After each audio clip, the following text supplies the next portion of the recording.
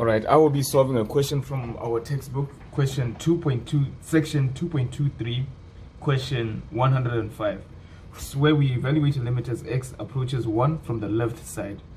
And this is the function that we're evaluating the limit of.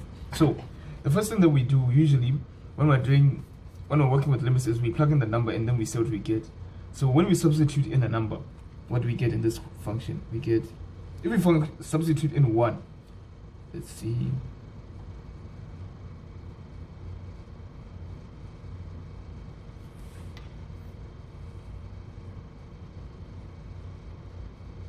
So if we substitute in 1, we see that we get 7 plus 2 minus 4, which is 5, over 1 plus 1 minus 2, which is 0.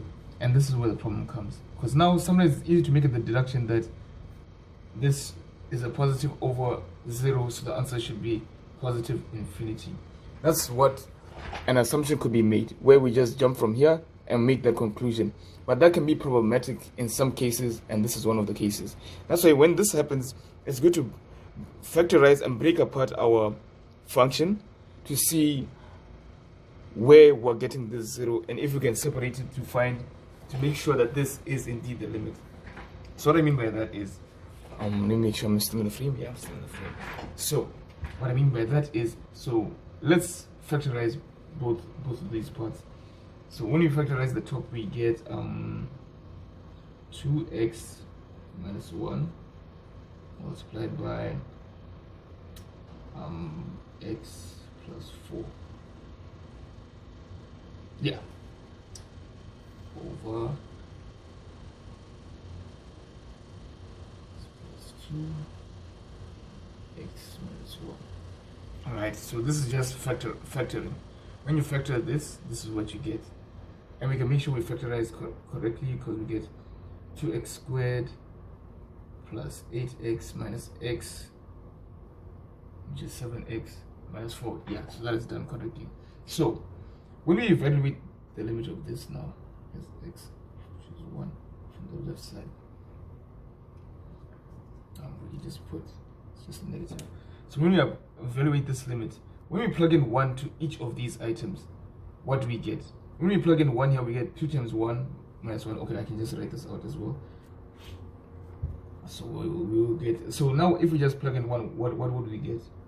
We would get 2 minus 1, which is just 1, multiplied by 1 plus 4, which is 5, over 1 plus 2 is 3, multiplied by 1 minus 1 is 0, and a half. Now we found the problem. This is it. So we remove this from this equation. Not necessarily remove it, but we put the equation into 2 different parts. So when we do that, am I in the frame? Move that up a bit. So when we do that,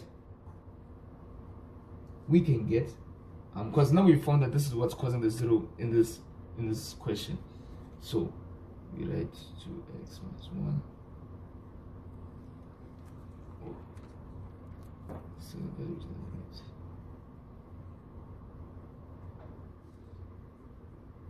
2x minus 1 and x plus 4 over x plus 2, and now we're going to multiply this by 1 over x minus 1, right? And we can see that if we use the product rule, we will get limit x minus x approaches 1.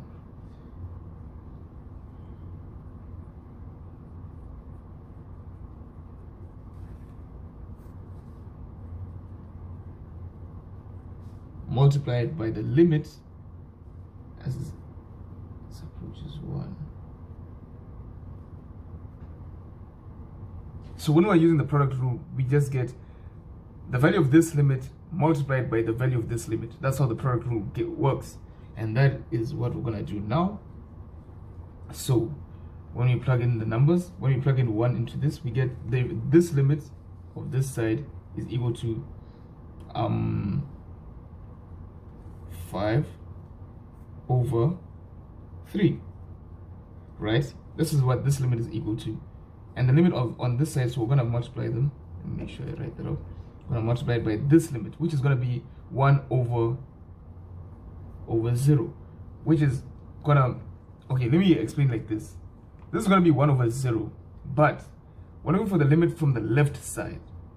So x in this situation is going to be less than 1 because we're coming in from the left side. And because we're coming in from the left side, we can see that if x is going to be less than 1, then a number that's less than 1 minus 1 is going to be negative, because there's more negative than positive. Yeah, that one we can understand. So since this is going to be negative, then we're going to have 1 over a number that's negative and that's very close to 0. So we write that as 1 over negative 0 for a way of understanding it. So then we get the limit is positive 5 over 3 and negative infinity. And because we're multiplying negative infinity by a positive number, the final answer is gonna be negative infinity. Right, and we can see that this is indeed the correct answer. So the initial assumption of saying the answer is positive infinity was wrong. Yeah.